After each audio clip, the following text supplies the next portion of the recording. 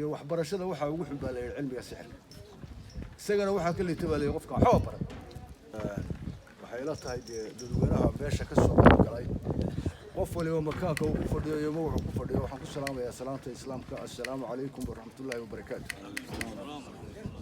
intaa kadib waxaan u mahadcelinayaa mas-uuliyiintii iyo macallimiintii xilka iska saaray xafladan quruxda badan iyo ardayda ka qalin jebisay ee horumarka gaadhana mahad ilaahay baa leh mahad ballaaran baan u celinayaa intaa kadib waxay ila tahay dee waxbarashada waxa ugu xun baa la yidhi cilmiga sixirka isagana waxaa ka liita baa la yidhi qofka waxba baran oo jaahilka ah oo taa la isaga warrami maayo maxadkanina intii uu hadda furnaa waxa uu inoo soo kordhiyey iyo wanaagga uu inoo soo kordhiyey qaybna dee goobjoog baynu ka nahay qaybana way ka horreeyeenoo dee waa dadaal waxbarasho oo horumar leh oo waa lagu mahadsan yahay